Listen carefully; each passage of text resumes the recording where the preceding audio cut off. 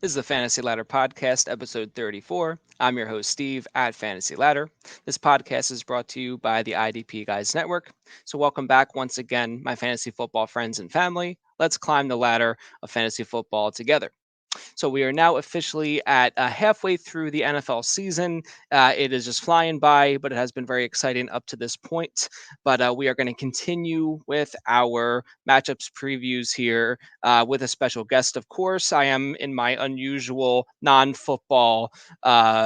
Fashion choices here today, rooting for the Phillies. At this point, they're in the World Series, up 2 games to 1. So by next week, I will either be ecstatic that they're World Series champions or I'll be very sad that they had this awesome run but came up short. So we'll see how I'm feeling next week. But without further ado, we're going to bring on our very special guest today. His name is Dustin. You can find him on Twitter at the DUnit13, not the Done It 13, as Simon said on Front Yard Fantasy during his appearance yesterday. But speaking of that, Dustin here is on a little podcast guest tour. He is a writer for the QBlist.com. So, Dustin, say a little bit about yourself and what you got coming out as far as content goes. Yeah, so I write for QBlist.com. I'm our sit start manager, so I manage our sit start Perfect. team. So we have articles every Thursday come out where we cover every game, pretty much every player, and give you not just sit starts, we give you a range of outcomes. So we'll say, hey, this person is a QB1, and that means he's going to score 20 plus points. And where this guy's an wide receiver 3, that means 10 to 15 points for us. And we give you a range. So when we say this is the guy, is this category, you can project what kind of points you should get from them. So you can kind of judge your fantasy that way based on PPR. So that comes out every Thursday. You can check it out on my Twitter or the QBlist.com's Twitter. So QBlist.com, I believe, or at QBlist is the Twitter. We post it on Reddit, and then we try to answer as many questions as we can. And like Steve said, I'm on this podcasting guest tour. So I do birthday goals instead of New Year's resolutions. I do birthday resolutions. So Mm. just turned 40 back on October 13th, and my resolution was to do 26 podcasts in the next year. So really, it's one every other week was kind of what I was thinking. So trying to front load things now as the season's going strong because off season will probably slow down. And so thanks for having me on, Steve. It's you're the last one I currently have booked. So if you're looking for a guest, hit me up on Twitter. Love to hop on and try to come on and spread some good fantasy knowledge and have some fun with people while we're at it. I love it. I love it. Well, how could you not want Dustin on your show? So if you're looking for a guest, hit up Dustin. He's fantastic. He'd be a great guest for your show. But that is, I really like the concept of the birthday goal rather than a New Year's resolution, because it seems like a little bit more personal to your growth rather than just like a year's worth of growth, right? Because you're kind of building off of what you've done in previous years and things like that. So I really like that a lot. That's cool. How, Yeah, how, it's how did that start for you? it started a couple years ago. I just realized, like everyone, I've made New Year's resolutions, and they just don't stick because it's just something you do because you feel like it's something everyone does, and you kind of make Yeah. the same ones. And I think birthdays are again that more personal milestone, like you said, and you can kind of set something that you want to see for that next year of your life, right? Because for me, January is almost 4 months into my birth, like that year, so it's like it's just an arbitrary day at that point where there's nothing, you're not really celebrating yourself and what you have accomplished in the previous year and where you want to see yourself go. So kind of set it up. I kind of set like 2 or 3 for myself. Some I make public, some I don't. Just kind of like, this is what I want to see for my next year and go from there, right? And 40 for me was a big milestone, right? Turning 40 is kind of a big deal. I was kind of dreading it a little bit. um so I Yeah. was like, all right, where do I see myself at 41? Okay, then how do I get there and what kind of goals do I want to set?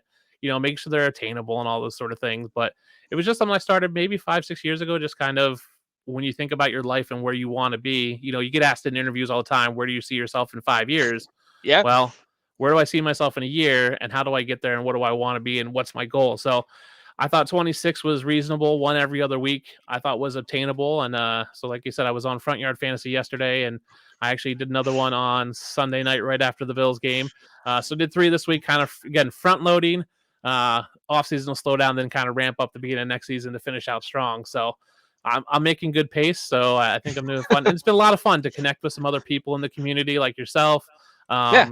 Get out there, share some knowledge, have some fun, discuss other fun things. I did one where we talked movie posters and TV Okay. shows, and I got one coming up where we're going to talk wrestling. We're doing wrestlers to fantasy football, like wrestling to football player comparisons. So that'll be fun. Oh, that's cool. Okay. Yeah, so it's just great to connect with people and meet people in the fantasy football community, because that's really what it's about. Like, it's such a great community, and we interact with each other on Twitter and we ask these questions. But when you get on a podcast like this, you can interact and talk and face to face, and you find Yes. that you have a lot more things in common. Like we were talking, I'm from Philadelphia originally, live in Madison, Wisconsin now, so like we grew up close to each other, the same area. So you make those connections, or we just wouldn't have known that ahead of time, because it's just your bio's not out there on Twitter. It's just kind of a brief synopsis. So it's been a lot of fun. So if anybody wants to have me on, hit me up. I'd love to hop on and talk fantasy football, talk any kind of other nonsense you want to talk about.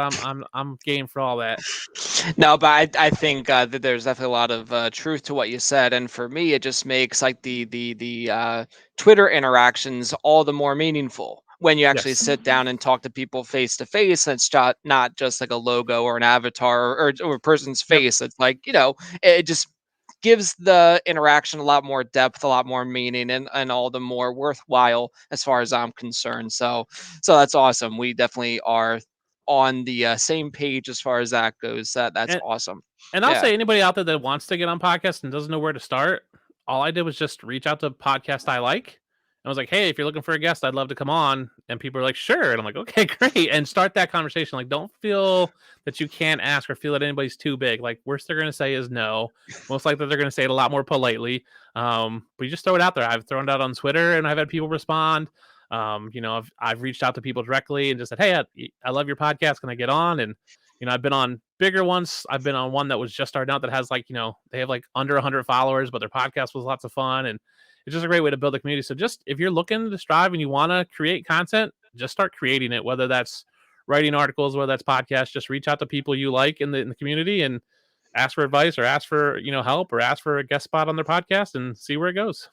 Absolutely. No, that's great. I was gonna say I did appreciate your boldness and just kind of putting yourself out there. Like it's just not always easy to do that kind of thing. But I do think that people in the community are very receptive and are more open than maybe they put off in the cockiness of their tweets or whatever sometimes. But at the end of the day, I think everyone has a very human side to them. So it's just a matter of reaching out. And like you said, they say no, they say no. If they say yes, well, even better. So And yeah. everyone started somewhere, and right, everyone's gone from having no followers to having whatever the followers they have now. And Yeah. I, I don't personally don't have time to do my own podcast full time. I mean, I guess I probably could, but I find this a lot more enjoyable. But I'm sure for you, it's like getting guests is not always easy, right? And sometimes you forget and you get in a pinch, and it's nice if someone reaches like, "Hey, I want to be on." You're like, "Okay, great, that saves me work." So I it's a lot I easier get that way too. overwhelmed. I get overwhelmed with the options, right? Because like Yes. we are part of this very big group of people, and I would love to have a whole handful of people. Hmm. So like sometimes my brain just gets like scattered and I'm like, oh, this specific person wants to be on. Let's start there. Let's start That's there. Yep. great. Yeah. So but this has been fantastic so far. It's only going to get even better as we get into the That's right. lovely fantasy football talk here. But speaking of that, I am just curious. One, how long have you been playing fantasy football? And two, what's your favorite way to play fantasy football? So I've been playing fantasy football probably about 25 years. Like I Okay. said, I just turned 40. I have a family league that started back when I was a teenager. That's still going. It's a very basic league, still on Yahoo. Still doesn't have decimal scoring. It's Oh one. man. It's one running back. It's super wonky. We Oh man. fluctuate teams. We go from 10 teams to 12 teams. One year we had 14 because my uncle got married and his new wife had two kids and they wanted to get in. Then they got divorced, so they were out. So it's been back and forth. We have a good solid group. It's me, my mom, my stepdad, my brother, my sister, two uncles, a bunch of cousins now. Nephew is in there who's like 15. So it's great. It's a lot of fun. Been doing that. So about 25 years. I used to play in a ton of leagues. I used to be in 7, 8 a year. Got married. Realized I needed to balance out some time. So I'm in about 2 every year. I'm Oh, two good. Okay. well, I'm in 2. I do have a couple like just random ones that I'm in. Like we'll do a fun league on the website for QB list. Like we do a guillotine league, which I was the first one out this year, so that's now off my plate. Um, do the Scott Fishbowl tournament just because it's kind of one of those things you do. But I have two that I really care about, two dynasty leagues, which I think are my preferred. But I actually think I prefer keeper leagues. I was in a Hmm. keeper league for a long time. I love trading. Is my heartbeat of fantasy, I guess. I will trade all day, every day. The best year I ever had in that keeper league was I had won the year before, and I had traded some future assets to win. And the next year I knew it was going to be bad, so I just drafted real low keeper values and made a ton of trades. Was actually headed into the next year with 6 picks in the first 2 rounds. Oh my. And I had I had 12 picks in 2 rounds. I had 6 picks in the first, I think 12 picks or something like that. It was just, I had a crazy amount of picks. So much so that the league actually voted to restart because they just thought I was going to be too overwhelmingly good. Oh So my eventually gosh. left that league through some other drama. But yeah, but that was the most fun I've ever had. I won like 2 games, but I just traded left and right. I pulled off a 3-way trade that year, which is super hard to do. It was just a lot of fun. I love that concept of like wheeling and dealing and finding people's weaknesses and my strengths and making those trades. So I love that. I love that about Dynasty, that's all year. But I think Keeper League has that aspect, but allows some of the better players to get back into that draft pool every year, so you can pick up the guys who might just have a 1 year, good year, who you can pick up, in the first couple rounds. So my preferred setting would be 3 keepers, 10 to 12 teams, where the keepers go up in value probably a round or two every year. Allows you to trade picks, allows you to trade players, and this way the top 2 guys, top 2 rounds are going back in the draft pool every year, which you can draft guys late. So I drafted James Conner in the 19th round, the year that Lev Bell sat out, and I kept him Oh for my 3 years, gosh. Yeah. just knowing that it was a possibility, right? Drafted him, kept him for 3 years, traded him, who's someone else who has then kept him for 3 years and is just now, like last year, put him back in the draft pool. So, getting guys like Odell Beckham super late, like in the 17th round his rookie year, sitting on him for a while. I notorious for drafting rookie quarterbacks in that last round just to set their keeper cost, Oh dropping them yeah. and then picking them up mid-season, keeping their draft costs low and knowing they'll start the next year. So it allows you to play that long game, that the long strategies you get from Dynasty, but also kind of that redraft. It's a good mix of both. So keepers are my preferred, but I'm only in Dynasty leagues right now. Gotcha. Yeah, I've been pretty. I mean, I asked the same questions every guest, and I've been just consistently saying that my preferred is actually keeper as well, because it is the mix of both worlds where you can have the long term, but also keep things fresh year over year. It's just a great blend of the two. That's great. Yeah, that's an awesome answer. And then, assuming favorite NFL team is the Bills, as we see all the Bills things All the back Bills there. stuff, I yes. love that. So shout out This to the is Bills actually Mafia. my starter jacket from when I was in high school, when I'm in junior high. That's my starter jacket from the Whoa. 90s. It's my one I had. That is legit. I wore it every day. It actually has Yeah. my name sewn in the top up there because me and my sister are the same one. That's, you can see the wear and tear. That's a legit my jacket from the 90s. Oh, that is beautiful. Oh my gosh. Doesn't fit Fantastic. I anymore, love that. but I still have it. Oh And then no, I my mean, my yeah. Jim Kelly jersey's back there, and I've got a bunch of other jerseys lying around. I just got a Dawson Knox and a Josh Allen one for my birthday. Gotcha. Awesome. I love that. Now, do you have a favorite college team? Yes, I'm a Michigan fan. My Okay. dad is from Detroit. All was highly considering going to Michigan for college. Ended up not going. Went to a small Christian college instead. But I will go blue for college most of the time. Don't get to watch a ton of college football or college sports as much as I want. With being Sundays being pretty much taken up for NFL, I try to spend family time on Saturdays. But I'll put it on in the background if we're doing stuff around the house, and keep up Gotcha. on it on Mondays to see how they're doing. Obviously, Michigan's pretty good right now, so just want to beat Ohio State again this year, and then I'll be happy, Yeah. and we'll see where it goes from there. Yeah. So as a Penn State fan and Yep. an alum, that's my other hat that I that I rotate through. Yeah, that Michigan game from a couple weeks ago. My goodness, they just absolutely put the hammer down. It was unbelievable. But yeah, just the two games that are always on our radar as Penn State fans is Michigan and Ohio State, and this Yep. year both it didn't go the way we wanted, but pretty much the same old story. But that's really awesome. So less than 10 leagues or so. You said like less than 5 even this I year you're play in playing in. basically this year. I'm in 3. So I got my 2 Dynasty, Okay. my family league, and then I have That's right. Okay. Scott Fishbowl, so which I don't really count as a league. It's set it and forget it for the most part.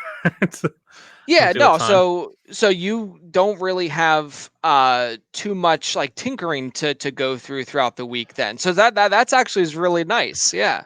It is, but obviously as a sit start manager, I write at least 2 sit start articles. I did 3 this week, so literally today I picked up the last one we need to cover. So I picked up Tennessee, Kansas City as a game. So that takes a good chunk of my Monday, Tuesdays because we have to have them in by Wednesday so they can be published Thursday morning. So still looking into all that stuff. I try to set my lineups, Tuesday morning, get waivers in, and then forget it. Spend Tuesday night writing. I write during the Monday night game. Oh Then yeah, yeah. Wednesday after work, it's finishing end up lineups, checking all the stuff, getting it ready, getting that post ready to go, and then working on some other stuff. So I do write a dynasty article that comes out every month. So work on that in between. So working on November's right now, and then like I did our website's trade deadline winners and losers. So we published it Tuesday afternoon at noon. 5 minutes later, the Hawkinson trade went through, so I had to go back and add some bits in, and then it was just nonstop from there. And I was on Front Yard Fantasy, so I got to that. I was just constantly sending more stuff and just updating the article left and right. So I keep Oh pretty man. busy with that stuff, so I don't Yeah. need a lot of lineup tinkering. I got enough stuff going on.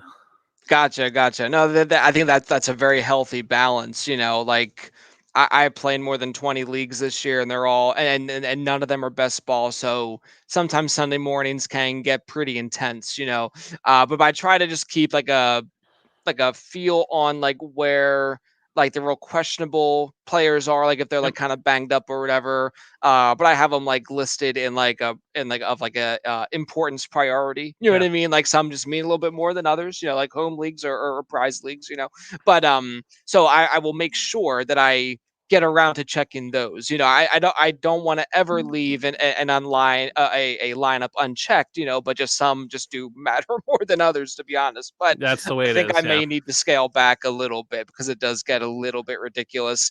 Takes like a half an hour just to go through. It's just too much. But I I think really that's do the enjoy nature it. of But fantasy, right? You get in a yeah, few leagues, you love it, you get kind of hooked into fantasy. yep. You generally start out in redraft and someone's like, join our keeper, join this dynasty league, and then you get more and more.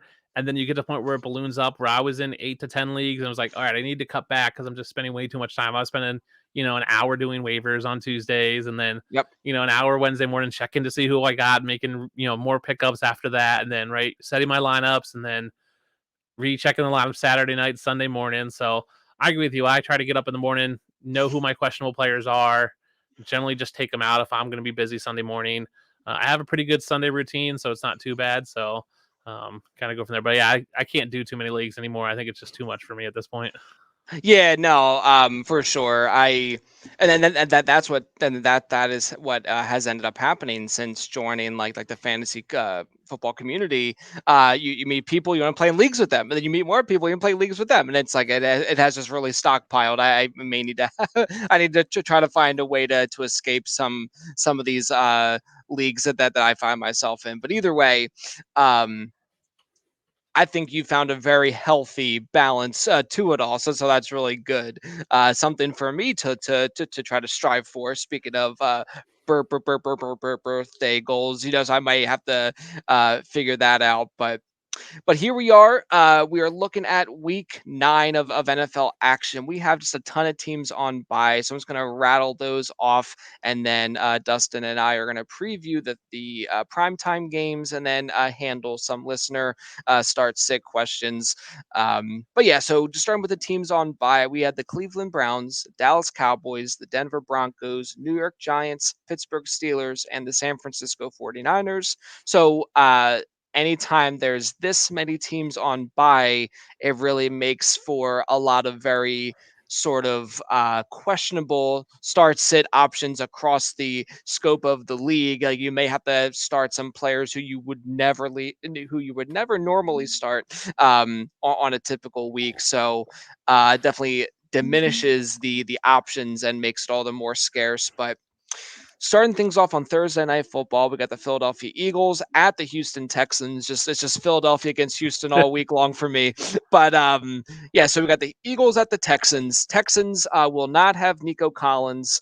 Um, Brandon Cooks is already questionable at this point, with not a lot of time to kind of get that figured out.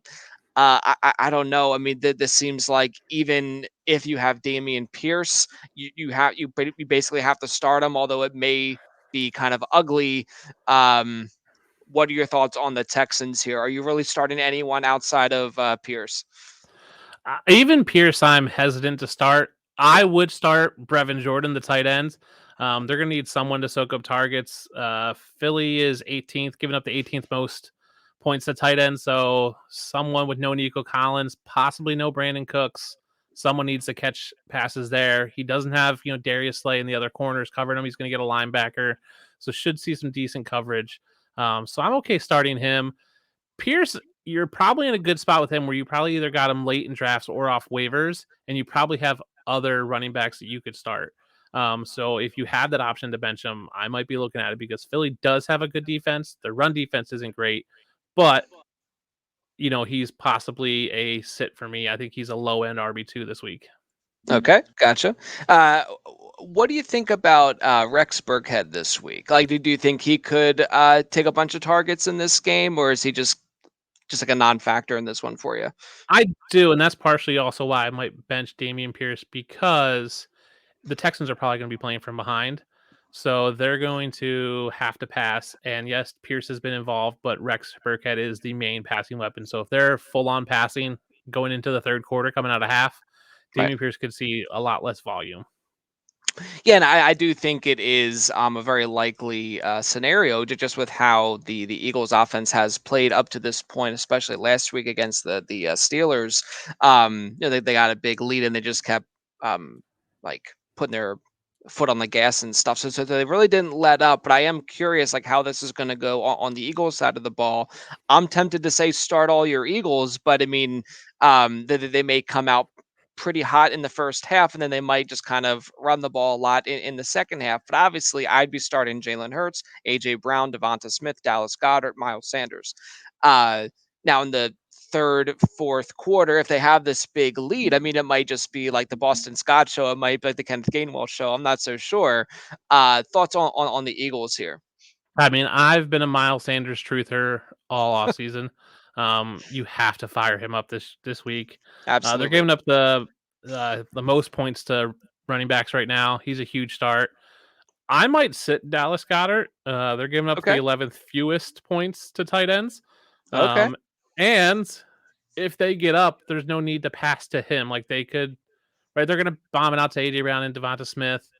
And then I think they're going to get up, and we could see the second half of the game be run heavy, a lot of Miles Sanders, and then Boston Scott get in. So Goddard might see a low target volume given the tougher matchup. I mean, it's not a hugely tough, but 11th fewest points is still pretty good for a defense.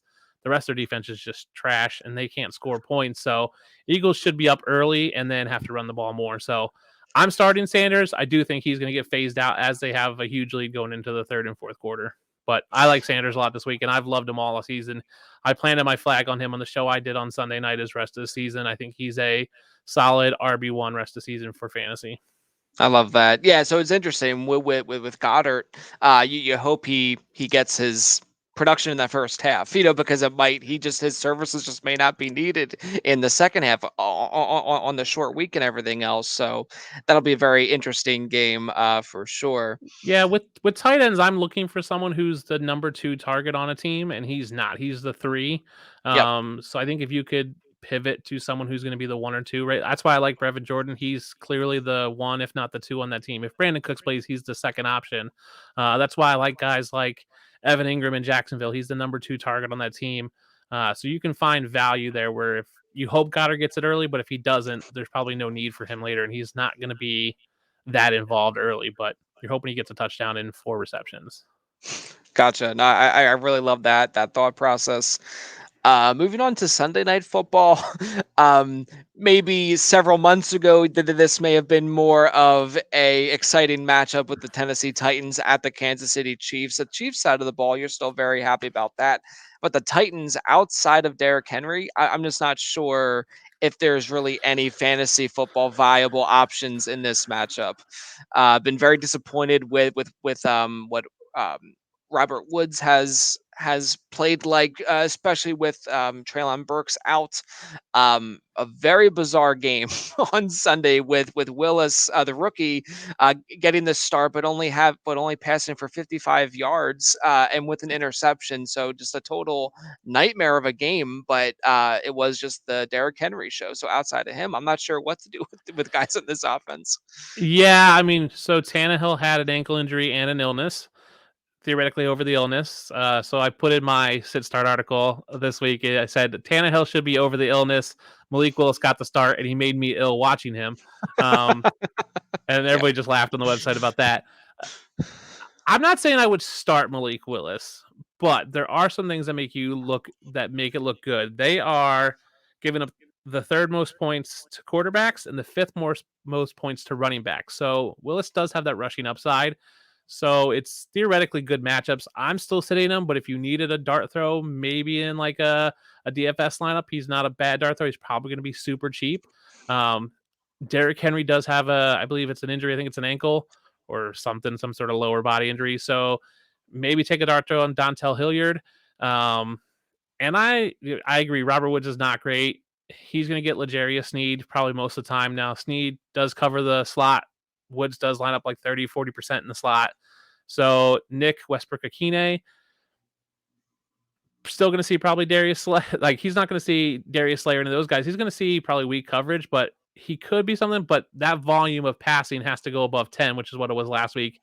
Even with Tannehill, it was not great. So they're probably going to throw the ball 20 times, maybe.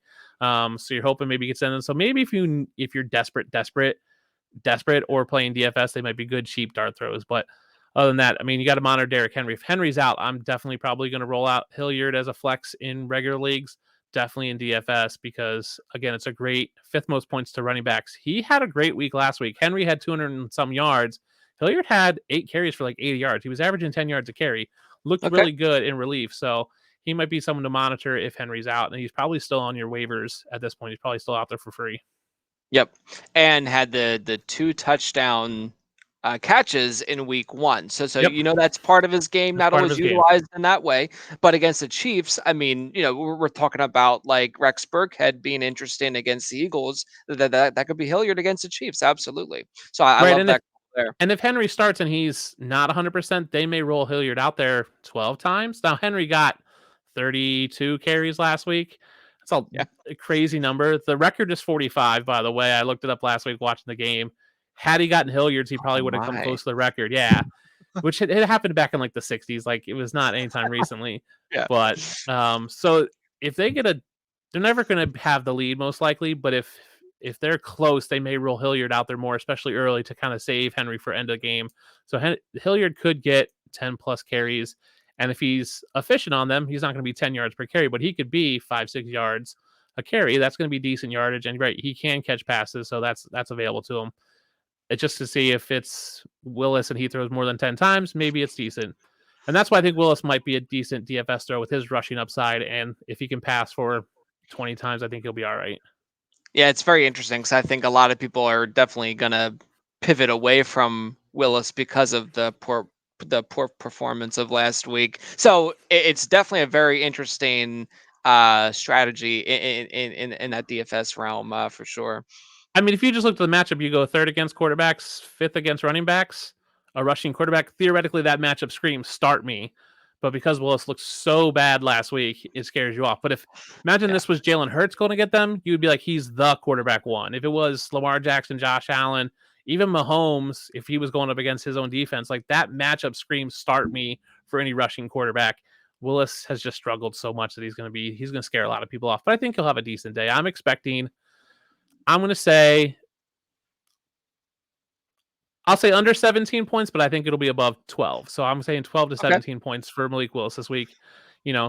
Gotcha. 4 passing touchdowns, 4 points for passing touchdowns. So that's what I'm calling right now. Maybe I'll have to tweet that out so I can get lambasted by Dynasty or Fantasy Receipts on Twitter. That's right. Yeah. The old mix of keeping people accountable, but sometimes not always going about it the best way, as far as I'm concerned. But now there's a Fantasy Receipts for Fantasy Receipts. I don't know if that's receipts right. for That's receipts right. now. Yeah. Then all the all the other ones that are propping up the good calls. It's like, oh, it's so exhausting. But yeah, It it's is. just insane.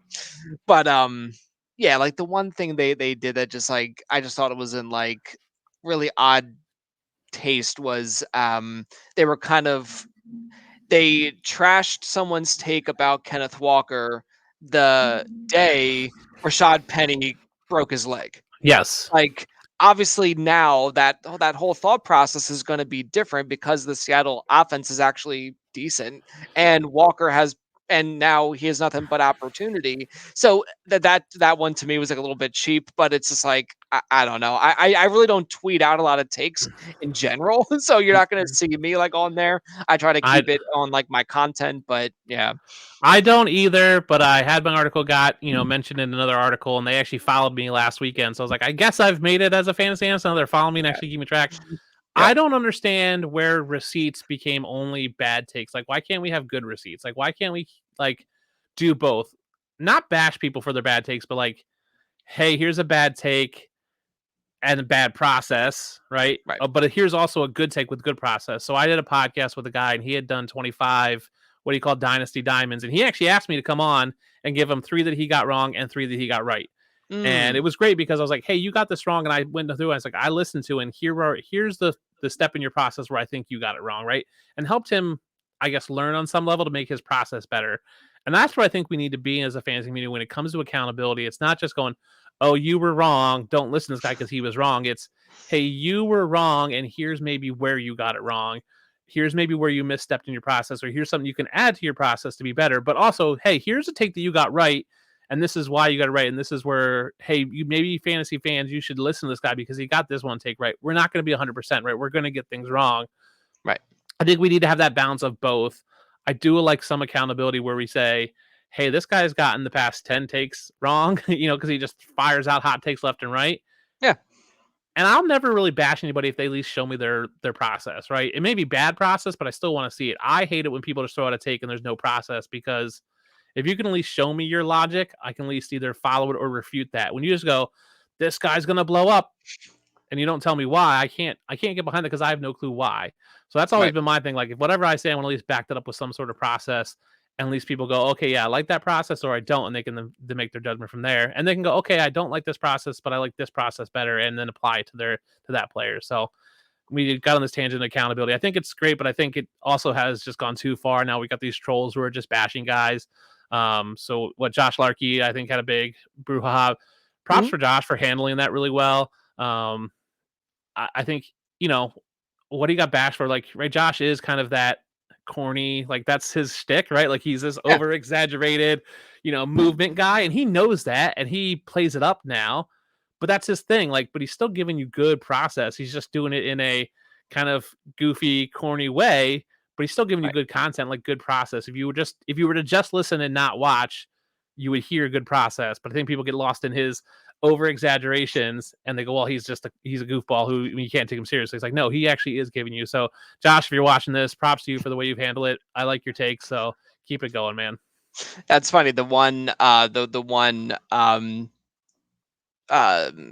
take that I brought up about Kenneth Walker was a video of Josh's, Yeah. and they commented on the video of his that was made back in like May. And Yeah. they said, you sure about this now?" Or something, but it was like literally hours after like the Rashad Penny injury happened. It's like, okay, this is just obviously cherry picked and just like ridiculous. But I think my initial issue with it is like it is not constructive feedback. It No, is it's not. just It's just bashing. completely bashing, just deconstruction. I just would rather be in an environment that's building people up. Like if you're going to call people out on their stuff, at least offer how they can improve rather than just point it out and like, I don't know. I just think a lot of it's in bad taste, but apparently other people just think it is just for fun and they deserve it, all this stuff. I just don't like to think about it that way, but yeah, it drives me Yeah, if I crazy. ever comment on someone's take, it's always like, "Hey, I get what you're saying, but this is why I think you're wrong." Yeah. So Luke Sawhook got lambasted for his Malik Willis take because he listed he was going to start Malik Willis over like 20 quarterbacks, and I just commented, I was like, "I get what you're saying, but we haven't seen it. It's a tough matchup, and they have Derrick Henry." And then even afterwards, he's like, "I was wrong," and I was like, "Yeah, this is where I think you got it wrong. You didn't realize they were going to just rely on Derrick Henry." And because I told him, I had mentioned there, like, and that prompted me to tweet out my Malik Willis. So it was like, hey, he's going to throw under 200 yards, under 50 yards rushing, maybe one score, and then at least one turnover, right? I said under 15 points is what I said for Malik Willis. Now I end up Mm, being super right. He scored like under two, right. scored more than Derek Carr, which is great. Um, but it was like Luke, but like Luke's like learning. Like he took this super bold stance and maybe took too far. But it's like, hey man, this is where I think you messed up.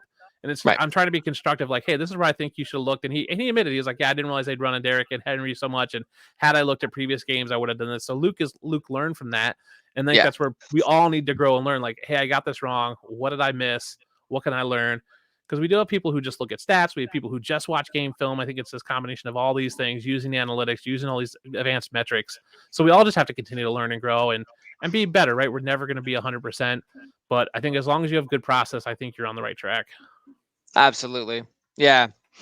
So that does it for the Titans. Now, of course, they're going up against the Chiefs. Now, in this one, I think that there's some pretty obvious starts, right? Like, obviously, you're starting Patrick Mahomes, you're starting Travis Kelsey. I even think that Juju Smith-Schuster at this point Oh is yeah, pretty much a lock to be a starter. One situation that I'm very curious about, at least for this week, is Kadarius Toney. Obviously, he was brought over from the Giants. I'm just wondering if he will even be active, and if he is, what kind of usage he'll get. So that's like one big thing I'm looking for. But another question mark that just kind of lingers on this team is the running backs and how they will be utilized as well.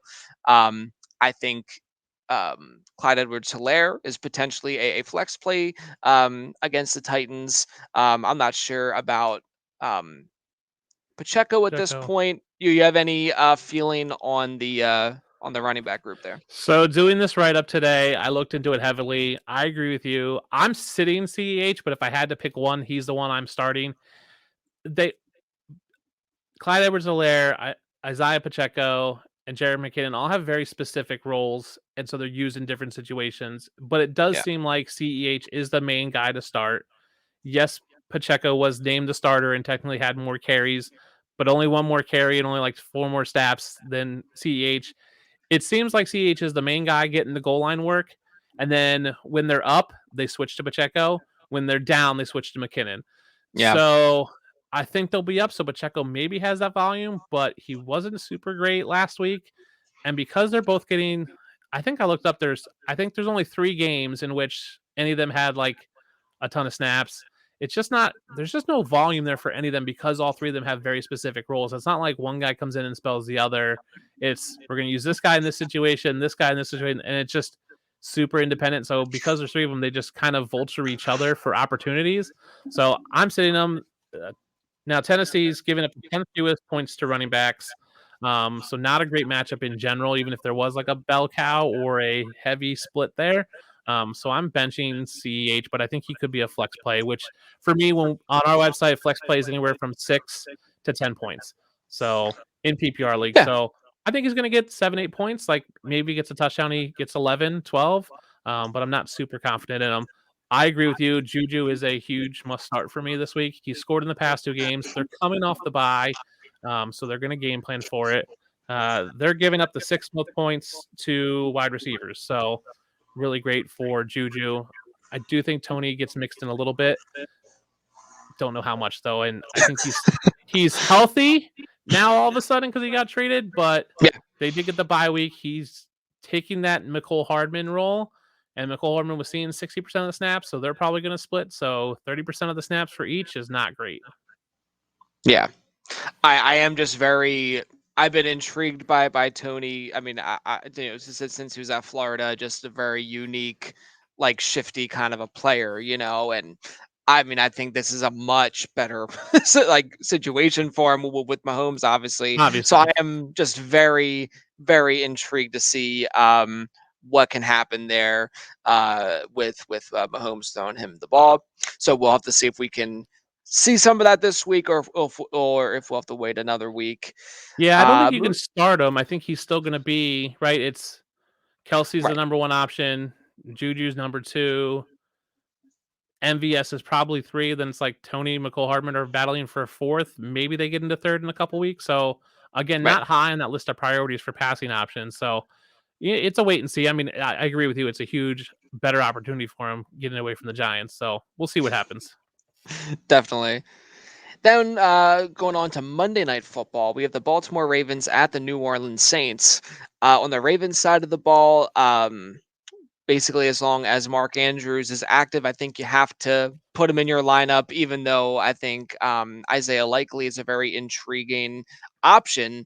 Even if Andrews does enter the game questionable, I'm not particularly thrilled with the pass catching options as far as the wide receivers go. So I really don't know why like Isaiah Likely couldn't be second in that team in targets. If he gets utilized the way I think he could. Obviously, makes it he gets a big bump if Andrews is out, but I'm just like if Andrews is active, I just feel like obligated to start him. But it is Monday night, so if you don't think you can risk that, if you want to stream someone else, it's a tough call to make. But I would probably would hold out for him. I'm not sure how you feel about that. Yeah, I would hold out for Andrews. Good news is if you need to pivot on the other side of the ball, you have Jawan Johnson, who's probably That's right. available.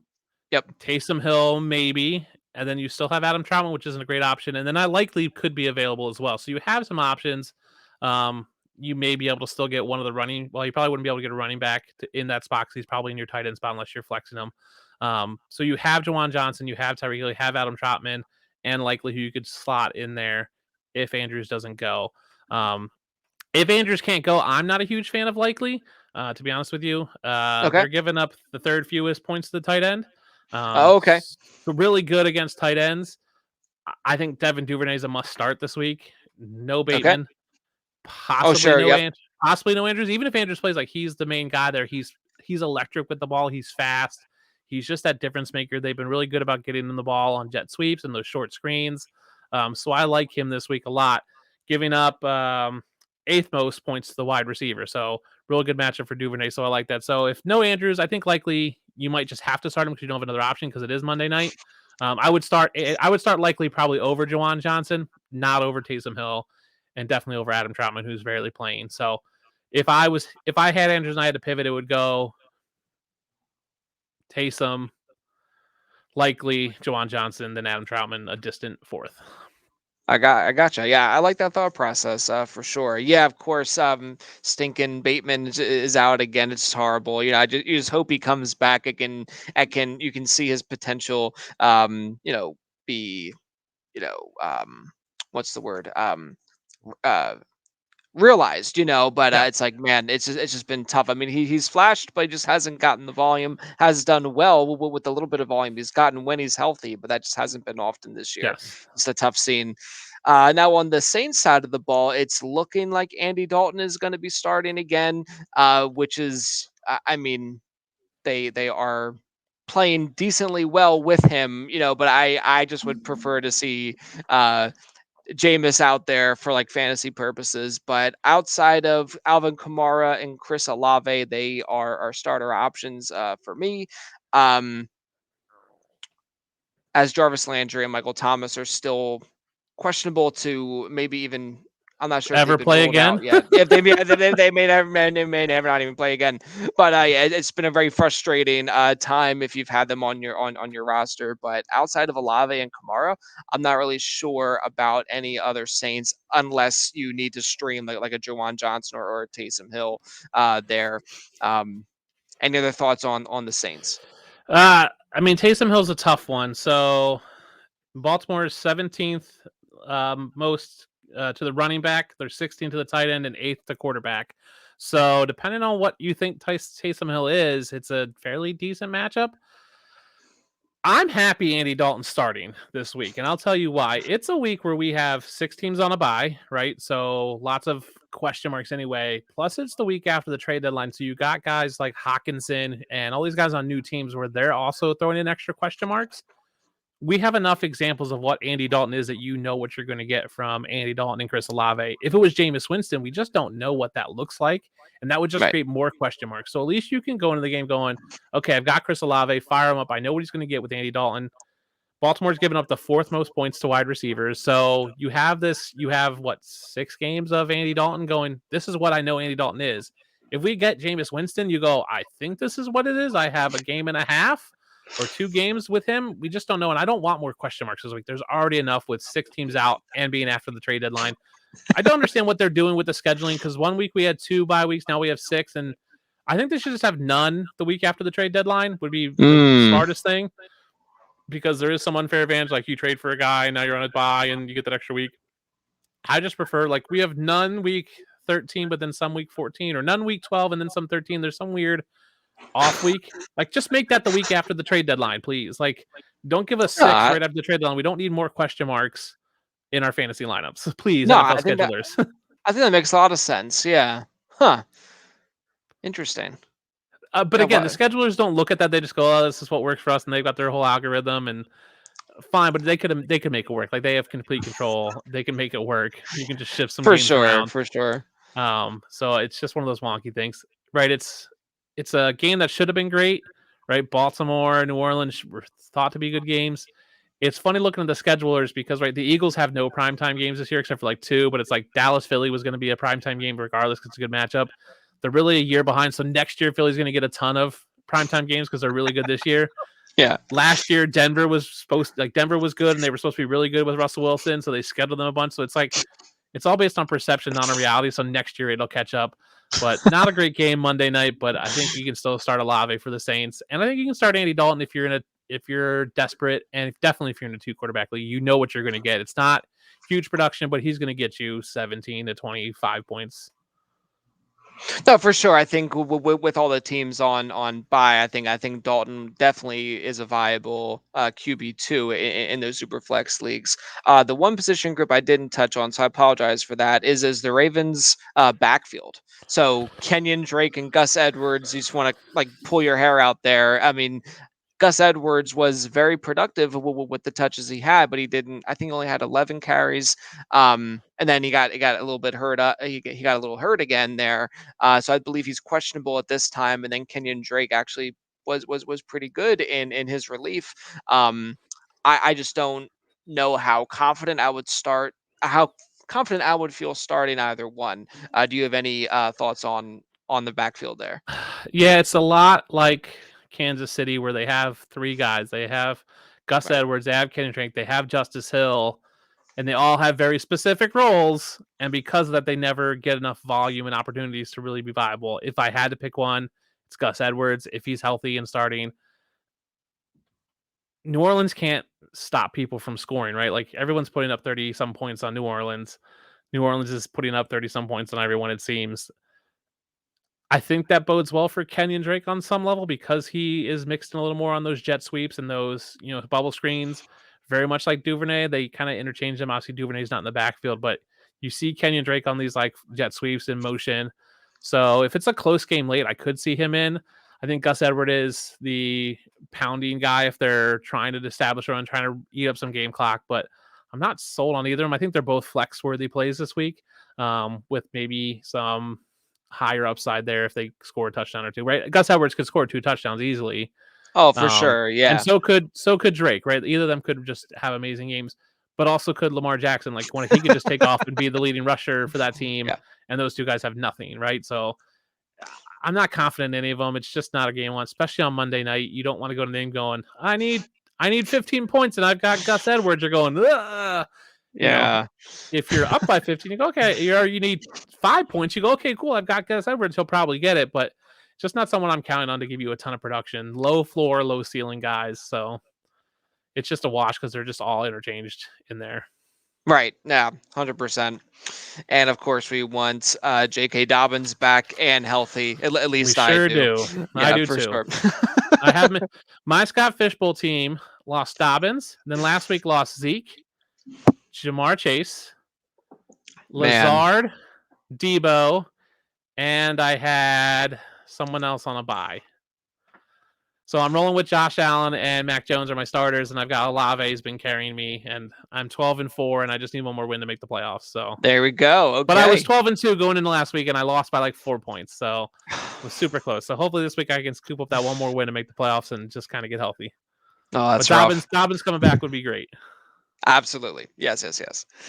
All right. So that does it for the primetime games. What we're going to do at this point is answer some listener start sit questions. So every Wednesday, I put out a tweet asking about if there's any fantasy questions or quandaries that I can help you with, and my guest can help you with. So we're just going to run through these, and just want to thank you all again for asking, and best of luck ahead of time. So first one comes from @Harding_3. He of course is a friend of the show. He's been on a couple of these episodes here. So Axton asks, in a 4 point per pass touchdown league, he's looking at Marcus Mariota or Derek Carr. Mariota is facing the LA Chargers, and Derek Carr is facing the Jacksonville Jaguars. Initially, I had a very quick answer, and then I had to kind of double check it because my quick answer was Derek Carr, although he just played absolutely miserably against the Saints last week. Confidence is a little shook, but it is the Jaguars. So I think I am going back to the well and going with Derek Carr here. Marcus Mariota is in an interesting position, but they just really, really love to run the ball in Atlanta. So it's like if you don't get a rushing touchdown from Mariota, I think probably Derek Carr probably has a better probability of outscoring him. What are your thoughts on that one? So I, like you, quick answer was Carr, despite his horrible play. Has the better receiver in Devontae Adams. That's right. But then I dug into it and I ended up with Mariota. Okay. Mariota's playing the Chargers. Carr's playing Jacksonville. Obviously, Carr is passing the ball 63% of their plays. Mariota, they're passing it 42% of the plays. So a lot less volume there. Defenses are pretty similar. It's 13th most points, 14th most points. For me, it's about game scripts. I see Carr and the Raiders getting up on Jacksonville early and then rushing the ball late in games, where I see Mm, Mariota and the Falcons having to pass later again against the Chargers, who I think are going to put up a ton of points because that their defense is horrible. So the Chargers are just going to score all over them. So they're going to have to pass. sure. Possibly gets Cordero Patterson back this week, who definitely gives them another weapon. Kyle Pitts has been pretty good. I think Drake London's going to start coming on with Patterson back. So I lean the upside of Mario just because I think the game script for Carr will lean towards running the ball late in the third, fourth quarter. Okay. No, I think that's extremely fair. Yeah, I like that. And then @It's Just Fantasy _ another friend of the show. He's been on he was on back on the Miami Dolphins show that we did over the summer. So Tony asks Robert Tunyon going up against the Detroit Lions, or Tyler Conklin of the Jets, of course, going up against the Buffalo Bills, your Buffalo Bills, in a PPR half point tight end premium league. You going with Tunyon or are you going with Conklin? It's tough to play anybody against the Bills, but I'm going Conklin. He's played over 75% of the team snaps basically 6 weeks this year. Tunyon's playing under 70% every week except for week one. So just not out there a ton enough for me to be Right. viable. The Packers offense, I'm in Madison, Wisconsin. I'm on there on TV every week. I have to watch them. They just don't look good. And he's the third option there on a not great offense. Conklin seems like he's the second option on a not that great offense as well. Buffalo's not super great against tight ends. So I'll take Conklin there for the upside. Again, game script, probably going to be Oh, down. yeah. Going to need to pass. I think Conklin's there. He lost some snaps to Uzama a couple weeks ago, but he seems to be coming back on. Zach Wilson has come out and said he doesn't care about snaps and all these things, and he's just going to go out there and sling it. So he's going to go out and sling it regardless of what happens. And for some reason, Robert Saleh came out and said Joe Flacco's the third and Mike White's the two. No one was asking that question, but he said it anyway. I think just to give Zach Wilson the confidence, like Flacco's not over his shoulder, even though Flacco probably should be starting at this point. But give Yeah. me Conklin right now. Okay. I was thinking back to that little point of emphasis you said, like you like the tight ends for the second option, and Conklin definitely is that compared to Tunyon. I was leaning Tunyon here as long as Rodgers is healthy. I would kind of lean on the upside of just the better quality passer against Detroit, who everyone just like steamrolls. But I think definitely solid process on Conklin there. That was another one where I kind of debated pretty heavily. It's tough. Um, It's a tough one, and yeah, I don't think there's probably any better options out there for you on waivers, um, unless you can get like I mean, Evan Ingram shouldn't be on your waivers, so you're right. probably stuck with those two guys. If you have two tight ends on your roster, you probably don't have good ones on waivers. So I would go with Conklin over Tunyon, but it is pretty close. Gotcha. Very nice. Another onesie or a couple more onesies here. At num9 number asks in a PPR with the context of having CD Lamb on bye. He asks Devonta Smith against the Houston Texans on Thursday night, or Adam Thielen against the Washington Commanders. So in this one, I'm going Devonta Smith and just hoping, that he is involved in hopefully the early half of the game scoring surge. That is what I would be wanting to count on here. I think Adam Thielen gets a little bit of a dip in value just with TJ Hawkinson around. I think that could be less volume going his way. Overall, I mean, I still am a big Adam Thielen guy, but in this particular week, I would be going with Devonta Smith over Thielen. Do you feel any differently? I do. It seems like we don't agree on any of these. I went Thielen. Okay. Washington's giving up the sixth most points to wide receivers. Houston actually is giving up the 28th most, so they're pretty good against wide receivers. Past 3 weeks, they're 21 targets for Thielen, 24 for Devonta Smith. But routes run, it's 114 for Thielen and 98 for Devonta Smith. Okay. Philly's also running the ball or passing the ball 48% of the time. Minnesota's passing it 62% of the time. Okay. So more opportunities for volumes for Thielen. Um, they're both the number two in that offense, obviously behind AJ Brown and Justin Jefferson.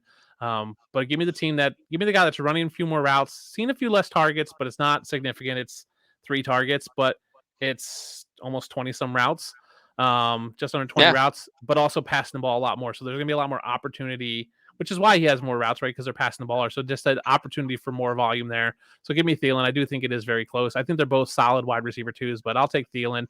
Hope he gets in the end zone. Okay. I love it. Uh, Yeah, another onesie here is at Daryl Doc. He asks Kyle Pitts against the LA Chargers or Dallas Goddard against the Houston Texans.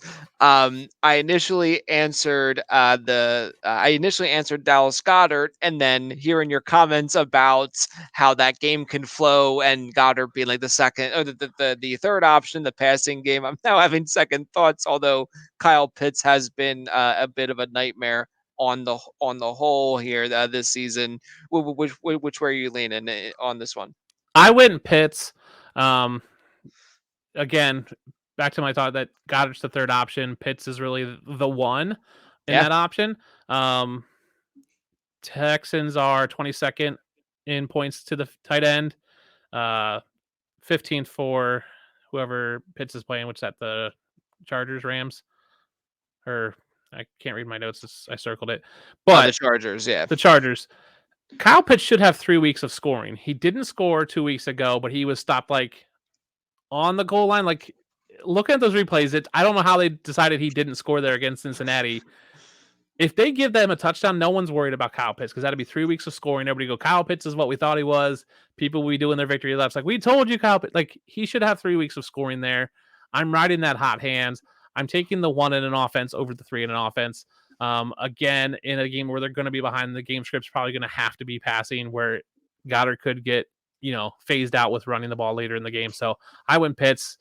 I think talent wise, Pitts is they're different styles of players. They're obviously both tight ends. Tight ends.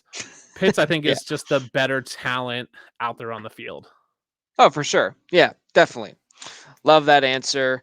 Let's see. We'll go to at Triathlete Chef. He asks a couple questions here. He presents options for a tight end streamer. Of the options he listed, really the main one that stuck out to me was Tyler Conklin, and I think you would agree there. He mentions Logan Thomas, Brock Wright, who's the new Lions starting tight end, presumably. Will Disley of the Seattle Seahawks, Juwan Johnson of the Saints, Cole Kmet of the Bears, or Tyler Conklin. So I went Conklin pretty quickly there, I think, based on our discussion against the Bills. I think you would tend to agree with that, or would you go with any of those other tight ends? I actually went Komet over Conklin. I went back and Okay, forth in two of them. Again, the second option in that offense, right? Yes, they did bring over Claypool, but I'm not sure he's going to be up to speed this week. for sure. Chicago has gotten better. Fields is actually like the quarterback two over the past like 4 weeks or 3 weeks. It's kind of crazy the way that offense has Yeah. turned around. Komet's Yep. seeing targets. He's running a ton of routes. They're giving up the ninth most points to tight ends. Um, so I went with him for that one. I just think he's second on the team in routes run and third on the team in targets. I think he'll jump to two this week just with Equanimous St. Brown is currently two in targets, but he's going to lose snaps to Claypool. So I think Claypool cannibalize him, but I think Komet can step up. I just like where that Bears offense is going. So I went there. I think you just get that upside. Komet finally scored last week. So I think they're turning things around. I think they're figuring things out there in Chicago. So I went Komet over Conklin, but I think you can't go wrong with either of them. Gotcha. All right. Good. And then flex PPR, he needs one of the following: Clyde Edwards-Helaire against the Titans, Donta Foreman against the Bengals, Benjamin against the Seahawks, or Darnell Mooney against the Dolphins. In this one, I went with Donta Foreman with the uh, let's see, with the assumption that Hubbard is out. So if Foreman is getting the volume that he's gotten last week, and then in relief of Hubbard from the previous week, that is what I would think I would feel the most confident in of those options. Benjamin is still a pretty tempting option if Connor doesn't suit up like he hasn't the last 2 weeks. Darnell Mooney has been a little bit better against the Dolphins, where that defense can be a little bit exposed. And then CEH, we have a pretty clear understanding. It's maybe no more than 10 points for him, is what we're figuring. Where are you leaning on this one? So I agree with you that I leaned Foreman, right? Obviously, contingent on Hubbard being out. I still think with Hubbard being in there, I'd pick him. I went back and forth between Foreman and Mooney, but based Okay, on me recommending Komet, I didn't want to do Komet and Mooney.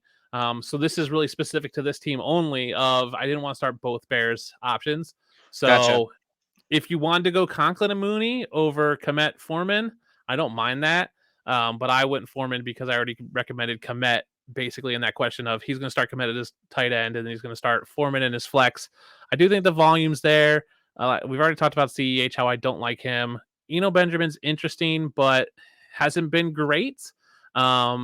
And that offense gets a little bit better. I mean, Hopkins is still soaking up a ton of targets. Kyler seems a little more confident.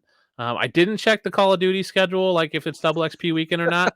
But I think we're good because it just came out, so probably not. So I think we should. So I went Foreman. I think that volume's there. He's been playing really well, and he can slot it. If you slot in your flex, where a lot of people picked him up on waivers and are starting him as their RB2 this week, so you have that luxury of putting him in your flex. And I think you're going to do all right there. Not a great offense that doesn't have much. It's Foreman and DJ Moore are the two options for that offense. So he's Yeah, going to be involved early and probably often because they just don't have many other weapons there. gotcha. Yeah, I agree. That's great. All right, now we're gonna go on to at Bearded Shotgun, looking at picking two in standard scoring. He lists David Montgomery going up against the Dolphins. He just mentioned Robinson, so I don't know if that means Brian Robinson or Allen Robinson. So in this example, I just was assuming it Oh, was I or took it as James Robinson or James Robinson. okay, It doesn't gotcha. change my answer if it's Brian Robinson or Allen Robinson, if that makes a difference. Gotcha. Yeah.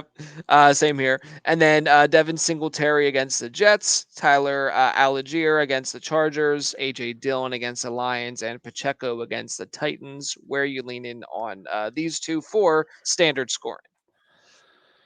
So I took it as James Robinson on the Jets playing Bills D. Didn't like that at all. Even Yep. though they're giving up the 29th most points to running backs, I think it's still not his backfield fully there. It's going Yeah. to be a mix with him, Michael Carter.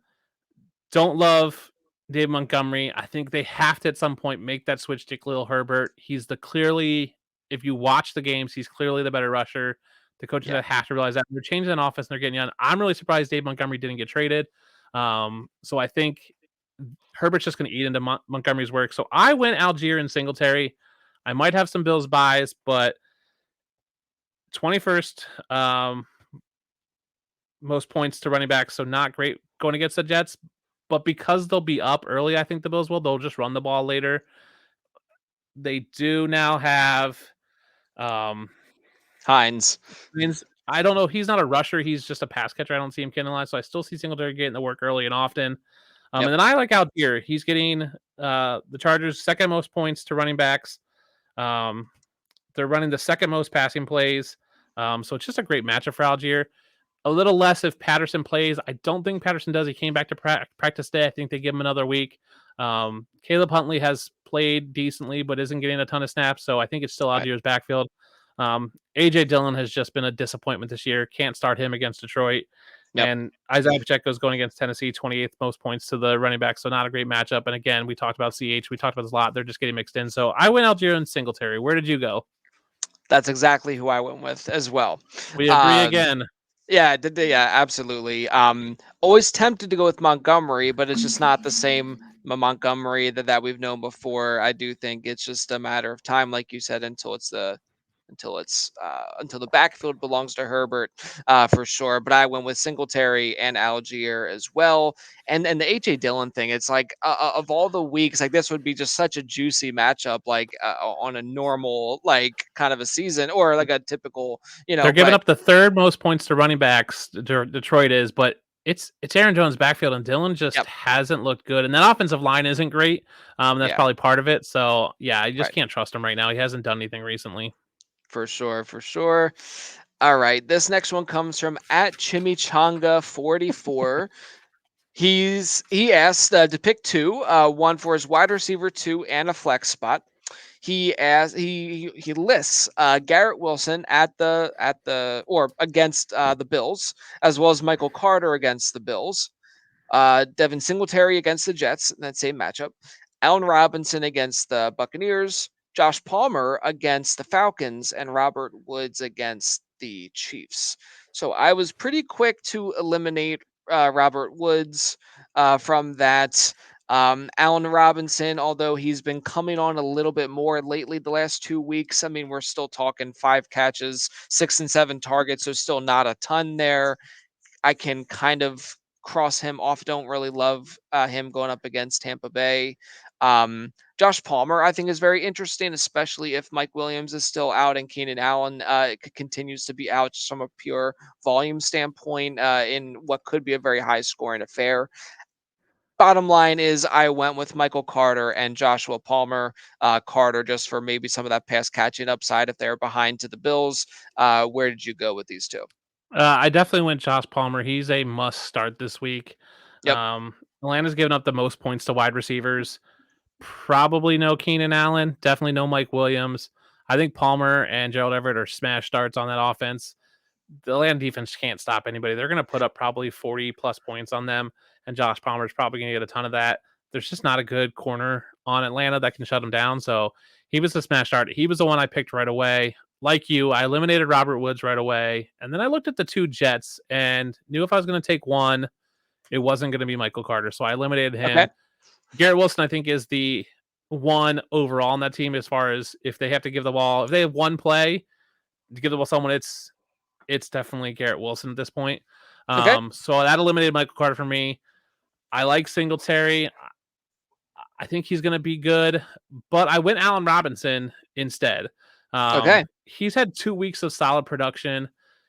Even week one where he was nowhere to be found on the stat sheet. Like I watched that game field 3 times and watched every snap and watched Allen Robinson, and he was open in almost all those plays. It just looked like Stafford didn't have the trust in him or his arm, and Stafford is gaining that back. I think his arm is not healthier, but it seems like he's managing it more, and he understands what his arm is. I think he came into the season not trusting his arm. He lacked some zip. He didn't really know what he could and couldn't do. I think now he's at the point where he knows what he can and can't do with his arm and what throws he can and can't make.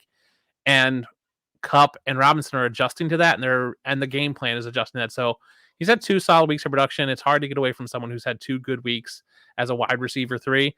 So I went Palmer and Allen Robinson for this one. Gotcha. Yeah, no. Another thing to just monitor is that Cooper Cup is Yep. questionable. He's got the a little bit of a banged up ankle there. Van Jefferson is also still questionable. He has not fully returned to the field as of yet. So it could be a sneaky opportunity to get some more volume there for Allen Robinson. And And I and hope Tyler so and because Tyler Higbee's banged up ish. okay. I do like the Van Jefferson's back. I think they're gonna get the ball to Robinson. I think they've worked out some of those kinks that happened early in the season where Robinson kind of disappeared and everybody was disappointed. I think he's gonna start making this late stretch. We'll see if the Rams make a move at wide receiver if they can sign Odell, which doesn't seem like it. Sounds like he's coming to the Bills. But there's still Will Fuller. There's still some other options out there. So, but for now, I'm riding Allison. I'm riding that hot hand right now. I love it. All right, last question here from the listeners comes from at Jamie underscore FF Addict 2. Basically, he's asking for like a rest of season question here. So he rattles off actually 3 rookies for redraft. Okay, Wandale Robinson, Romeo Dubes, and Brian Robinson. So I think what he was insinuating was that he may have to drop one of these to kind of add some other, I think I think a defense streamer of some sort. So like of those 3, who would you feel most comfortable dropping this week? But also, who would you like the best rest of season? Wandale Robinson of the Giants, Romeo Dubes of the Packers, and Brian Robinson of the Commanders. If I'm picking one, it's Romeo Dubes. The past 2 weeks, he's run 62 routes. So has Wandale Robinson, but he's playing more snaps. The Packers didn't go get a wide receiver at the trade deadline, which was telling that I think they like him. Lazard is banged up, should play. Christian Watson's banged up. So Dubs had some big drops, but is still getting the passes. And we know Rodgers is iffy with confidence in guys, but he keeps going back to Dubs. And had Dubs caught a couple of those big ones, he has bigger days, and I think we are less worried about him. So again, the number 2 in an offense on a good offense, well, not a good offense, a good potential offense with a great quarterback. Wandale's on a winning team. Not really the one. He's behind Saquon Barkley. He's probably Yep. behind Darius Slayton. He isn't playing a ton of snaps. And then if I'm dropping one, it's Brian Robinson. Great story. Love the fact that he came back, but he has not looked good and he has not played well. And Antonio Gibson's still getting a ton of snaps. I'm letting him go and letting that landmine sit out there for someone else to pick up, because someone else is going to pick him up and start him and then get 8 points from him. And they're going to go, he only got 10 carries. It's like, yeah, if you look at the past weeks, he's only gotten 8 carries. So it's not going to be like this. He hasn't taken over the backfield like we talked about in the preseason. Right before his gunshot incident, he was told there was like, oh, he's going to take over. Gibson's done. He's returning kicks. But Gibson's still really involved, and they just don't seem to. He still looks a little not hesitant. He still looks like a little shaky, right? Obviously, he's still healing from those gunshot wounds, and it was a tragic accident. But he's just not getting the snaps. He's not getting the volume. So I'm taking Dubs rest of season. I'm taking Dubs this week, and if I had to drop one, I'm dropping Robinson. I think you can get a running back like that off waivers some other time. I don't know if you can get Dubs or Wandale back on waivers. I think Robinson gets picked up, but there's a better chance of him getting back to you than one of these other wide receivers who have this bigger upside. No, for sure. Yeah. Obviously, it's tremendous. He's even being able to play on the field, as you mentioned. But definitely has struggled with the efficiency with the work he's gotten overall. Like basically in that Thursday night game from a couple weeks ago, it was the volume, and he got the touchdown because Velus Jones Jr. muffed the punt like deep Nope. into what would have been then into Washington territory. He did convert the touchdown, but without that, it would have been just a brutal, It would have been a brutal 15 game. carry, 55-yard outing, and just not really ideal. So the touchdown saved his day.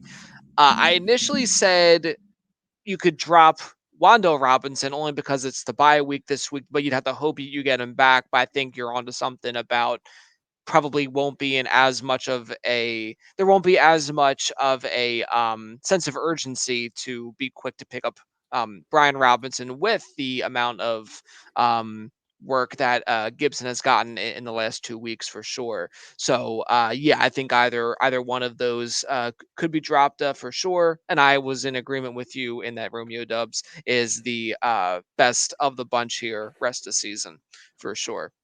Since you brought up Velus Jones, little interesting fact: they just traded for Chase Claypool, who is 2 months younger than Velus Jones, which I was Who's been absolutely in the shocked league for about. 3 years? Yeah. I know the Velus Jones jokes get old, but it's still staggering that Claypool's 2 months younger than him, and he's been in the league. I mean, I know Claypool came out young, but like Yeah. that's staggering. Oh no, for sure. Yeah, that there was. I remember like a similar sentiment was going around with like Najee Harris because like obviously he's like a really great player, but he came into the league as like a 23-year-old or something, where like um I think Benny Snell, like the backup, Yeah, has been in the league for like 3 or 4 years at this point, and he's still only like 10 days older or something. yeah, It's it's like it's crazy. just Yeah, it's some insane like age difference, but yeah, it's when it's like just like it's so ridiculous. But yeah, I do understand why the Bears wanted to focus on defense in the early part of the draft, but it's just like that they said so many wide receivers to pick from. But I mean, they did get a good safety in Brisker, but man, it's like you just want to build around your quarterback, and it's like they just man Joe. I mean, it just it's just such an egregious pick. It's like oh my it god. was an egregious pick, and he just Uh hasn't.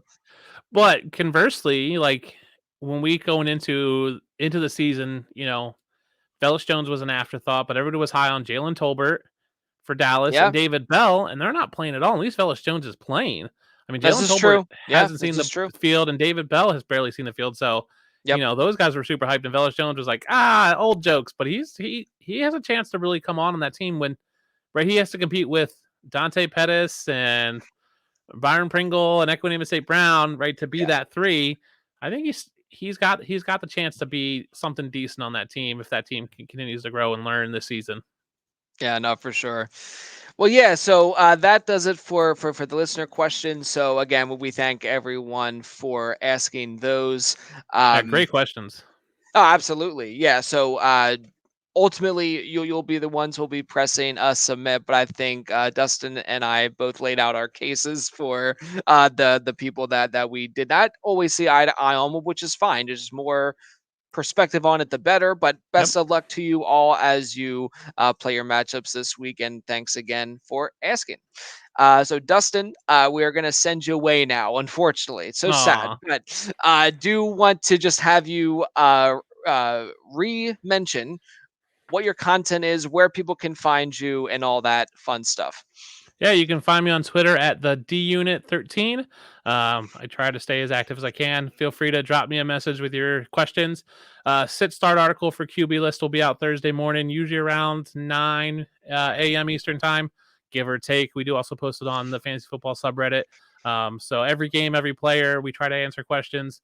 I'll retweet it on my Twitter, but you can check me out on Twitter. Find me on QB list. You can subscribe to it's actually Pitcher List Plus, which is our baseball side, but it gets you access to our Discord. We have a pretty active Discord where we answer questions. It's like $8 a month. So if you're in the mood to spend some money and get on the Discord and hop in, we'd love it. But yeah, check me on Twitter and be looking for other articles. Like I said, I just did trade deadline winners and losers, and I got a monthly dynasty article. It's called the Future Forecast, where I give you 5 dynasty players that are free now that'll pay dividends next year. So had you read the article last year, you would have picked up Josh Palmer last year for free, and he'd be paying dividends this year for you. So he was one of my big hits. But some other guys are on there that have done well. So Tyquan Thornton was in October's batch that came out. So came out right before he had his good week, and then Sam Howell, the quarterback for Washington's on there. So again, potential starter next year. So just try to give you guys some diamonds in the rough that are basically free for dynasty. So be look on that. You can check those out on the list or on QB list or on my Twitter, and I'll be coming out with November's probably in a few weeks here. Awesome. And be sure to follow Dustin so you can keep Yeah, up give me a follow. with his podcast guest tour that he'll be embarking on in the 40th year of his life. Yes, So yeah, you so can that is awesome. check me out on some other podcasts, and I'll Yep. let you guys know where I'm going to be, and hopefully I get some more booked soon, and we'll see where we go from here. It's going to be a Oh, fun that's adventure. awesome. So join along on Twitter with me and follow along. You'll get some new podcasts you can subscribe to and some new content. So that's what's fun about it. Absolutely. All right, Dustin. Well, but best of luck to you in your leagues and to your Bills, of course. And Yes. appreciate you coming on. Hey, good luck to your Eagles, and hopefully by the time we get done this, you'll look and the Phillies have won game 4, and they're up 2-1, and or Right. 3-1, and you'll Right. be one game away from the World Series, and maybe you'll get a World Series and a Super Bowl appearance, but a loss to the Bills in the Super Bowl, but at least one championship for Philly would be good for you this year. So best of luck in Absolutely. all of your 20 leagues and your Phillies and Eagles. I appreciate that. All right, sir. Thanks for coming on, and it was great having you. Thank you. You got it. All right. He was fantastic, wasn't he? So what we're going to get into now will be the rest of the games of the Week 9 matchups. Um, Starting with the Sunday early slates, we're going to be going through the trust if you must and bust breakdown of the system that I had introduced into the articles last year. So in the early slate, we covered a lot of these players in the listener start sit questions. We have the Chargers at the Falcons. I think on the Chargers side of the ball, you are obviously starting Justin Herbert, Joshua Palmer, definitely Austin Eckler, and Gerald Everett. A lot of the other players in that offense probably not start worthy, but you can definitely trust all your Chargers of that core four. On the Atlanta Falcons side of the ball, I think Marcus Mariota is a super flex option. Kyle Pitts is a trust at the tight end position. Drake London is more of an if you must to borderline bust, and Tyler Algier is an interesting running back that I think is an if you must option over there, more of a deeper flex play. Moving on to the Dolphins at the Chicago Bears. We did discuss some of these players already, but on the Dolphins side, I'm starting most of the Dolphins. Definitely Tua Tagovailoa, Tyreek Hill, and Jalen Waddle. Mike Gesicki is kind of borderline at this point, even with the bye weeks. He's just a player that is very hit or miss. He's either getting a pretty big game or a pretty down game going up against the Bears here. The running back options, I think you can feel okay about Raheem Mostert. They did bring in Jeff Wilson as part of the trade deadline deal and sent Chase Edmonds away. So not wanting to start Jeff Wilson at this point, but Raheem Mostert, I think you could hold on to. As a deep flex play, at least for this week, as Jeff Wilson gets brought on board, probably slowly but surely. Then on the Chicago Bears side of the ball, Justin Fields is a trust. Khalil Herbert is an if you must option, as well as David Montgomery. And then the pass catchers are also if you must options, and that'll be Cole Kmet and Darnell Mooney. Keep your eye on Chase Claypool. I think once he gets introduced into this offense more, he was another trade deadline mover. I think he will be an interesting asset to the offense overall. Definitely will help Justin Fields, but definitely not ready to start him just in this first week as a Chicago Bear.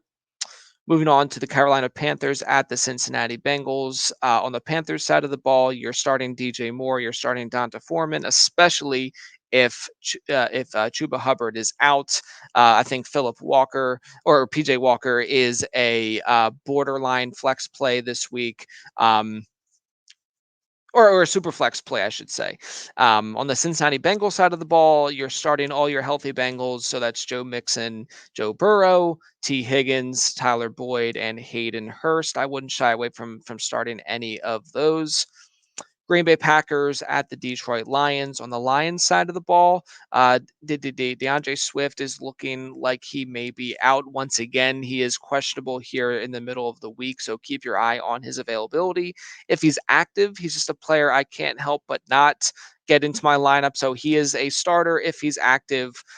Just maybe have to minimize the expectations there just with the nature of his injuries and Jamal Williams' presence, who is a trustworthy option either way if Swift is in or out.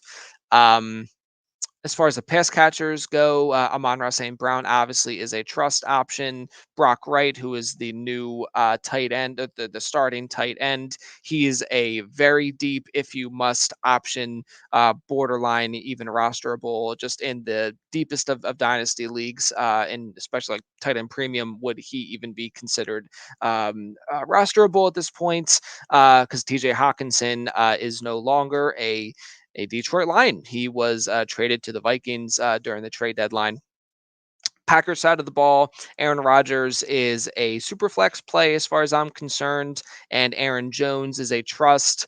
I think Romeo Dubs is an if you must like flex option, as well as Robert Tunyon is an if you must tight end option. But again, with all the teams on bye, you could probably do a lot worse than Robert Tunyon at this point. Indianapolis Colts at the New England Patriots. Patriots side of the ball, the trust options are Ramondre Stevenson and Jacoby Myers. Mac Jones is more of a super flex. Um, Damian Harris is still a bit questionable, even if he is active. He's probably a bust at this point. Don't really want to get him into a starting lineup if we could help it. So outside of Jacoby Myers and Ramondre Stevenson, just not a lot of Patriots I really feel comfortable starting there. On the Colts side of the ball, Jonathan Taylor is an obvious trust if he's active. Michael Pittman is a trust regardless of who the quarterback is. Um, Sam Ellinger, I'm not comfortable starting once again, especially against the New England Patriots. I do not like that whatsoever. So really, outside of Jonathan Taylor and Michael Pittman, don't want to start any Colts. Deion Jackson is a name to keep on your radar. He has been mentioned on the show before. He's just more of a bust option at this point. He's definitely worthy of being on your roster, but can't really start him yet unless Jonathan Taylor is out because it'll basically just be him. Maybe Jordan Wilkins. He's kind of an old timer, or no, not like an old timer, but like an old favorite in the fantasy community. Um, but yeah, definitely want to limit your expectations there, especially Jonathan Taylor's in. Of course, as we discussed, Naeem Hines is on the Bills now, so not much in Deion Jackson's way. Aside from Jonathan Taylor, who's just banged up, so just want to keep your eye out for that. Speaking of Naeem Hines on the Buffalo Bills, they are visiting the New York Jets. So on the Bills side, you're starting a lot of your Bills. Josh Allen, obviously, Stephon Diggs, obviously. I think you can still roll out Gabriel Davis. Not starting Naeem Hines this week. I think you can start Devin Singletary. Not starting Hines just because it's his first week with the team. I can't imagine he's going to get a big workload if he's even active at all.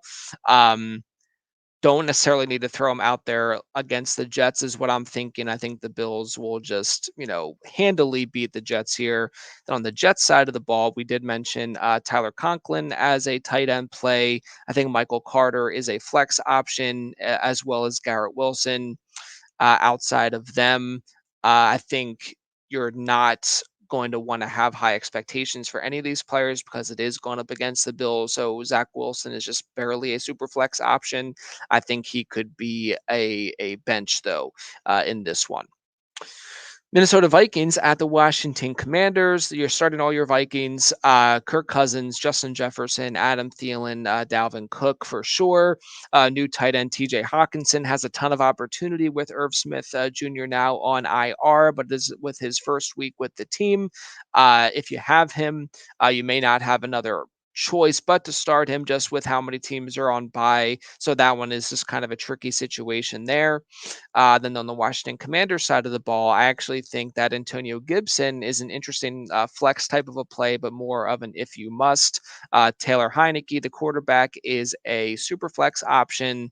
And wide receivers, Terry McLaurin and Curtis Samuel remain starters. Samuel is more of a flex play with Jahan Dotson out. Keep your eye on Logan Thomas. He may be returning this week to the field, but definitely want to limit the expectations just with the first week back there. But if he's healthy and he's fully active, good to go, he would be a starting caliber tight end. Just maybe a little bit risky here, and is as he's slowly coming back from the injury. Then we got the Las Vegas Raiders at the Jacksonville Jaguars. I think it's a big bounce back opportunity for the Raiders offense after their absolute stinker against the Saints in week 8. I would be kind of begrudgingly trusting Derek Carr, although he could be more borderline, but more of a super flex just because just the game last week just put a horrible taste in your mouth. I think Josh Jacobs you can go back to trusting, as well as Devontae Adams, of course. Keep your eye on Darren Waller. If he is out, I think you can still utilize Foster Moreau as a deeper tight end play, more of an if you must option. On the Jaguars side of the ball, Trevor Lawrence is a super flex play. You can still trust Christian Kirk as a wide receiver and Evan Ingram as a tight end play. And then, of course, you're trusting Travis Etienne. His booming couple of weeks here has been really just legitimately awesome to see. So you can definitely trust him as well. On now moving on to the Sunday later slates. We have this. It's only 2 games. We got the Seattle Seahawks at the Arizona Cardinals. We'll start with the Cardinals side of the ball. Kyler Murray are starting. DeAndre Hopkins are starting. Zach Ertz are starting. All 3 of them with confidence. The running backs, it's kind of dicey. You got James Conner and Eno Benjamin. Conner has not played in the last 2 or 3 weeks, so when Eno Benjamin is in there getting a lot of the volume, you really like that for him. So he would be a starting option for sure against the Seahawks. A little bit of expectation management if James Conner is active. Seattle Seahawks side of the ball, their starting wide receivers are all questionable, and they were basically questionable going into the game against the Giants, and they all did very well somehow. It was like kind of ridiculous, but basically, I think like the lesson learned is like if your stud players, for example, DK Metcalf and Tyler Lockett are active, it's just really hard to not play them. It was a tricky thing because they always play in the later afternoon games. So if you have other decent options, you may not want to take that chance in starting them, but they are all questionable once again. If they're active, you should feel confident starting DK Metcalf and Tyler Lockett, especially Kenneth Walker. The running back is an absolute trust at this point, and Geno Smith will remain a super flex option. Last matchup of the week here is the Los Angeles Rams at the Tampa Bay Buccaneers. Buccaneers side of the ball, you can trust Tom Brady, Mike Evans, Chris Godwin, Leonard Fournette. I think Cade Otton, once again, is a deeper, if you must, tight end play. Anything outside of those core 4, you're not gonna have a ton of confidence in. I still wanna monitor what, Rachaad White is, how involved he will be in the offense and see if, Julio Jones can be active again. He may be a deeper flex option as well, although you won't feel great about it because he is still questionable once again, coming into this game. On the Rams side of the ball, just to wrap up the week here, Matthew Stafford is a super flex option. Tyler Higbee, if he's active, is a trustworthy tight end option. Allen Robinson is an if you must, but definitely gets a bump up. It gets a tremendous boost up if Cooper Kupp is out or active yet somewhat banged up. So could be an interesting opportunity here for Allen Robinson. Continue to monitor Van Jefferson, although you're not ready to start him yet at this point. And the running backs there, it's been kind of a mess with Darrell Henderson leading the way. There is another running back named Ronnie Rivers. He may be an interesting add, just as Cam Akers has not been suiting up here for the team. I think they were potentially were trying to move him at the trade deadline, that they were unsuccessful in doing that. So it'll be very interesting to monitor this backfield. Really don't want to start any of them for fantasy right now. I just have a a an infatuation with Darrell Henderson, but I got to put that aside because it just has not been good, even when he's had the volume that he's gotten. It really hasn't even really been that much volume and not producing. So just kind of avoiding that backfield for now. So it's kind of a limited amount of options there on the Rams at this point. And just keep an eye out for rookie Kyron Williams, who is like a pass catching specialist who came out of Notre Dame. He was a very controversial rookie prospect, but landed in a good spot. But he's coming back from a broken foot, so he may be an interesting option, especially if Cam Akers just continues to be rolled out here for the offense. There's kind of a bizarre situation there, but just some interesting things to keep in mind. But that'll do it for week 9. So best of luck, everyone. Thanks for listening. If you like the video, please subscribe to the channel, and please go back there and follow Dustin, and keep track of the content he's putting out and his podcast tour. We thank him for coming on once again. So good luck, everybody, and keep climbing.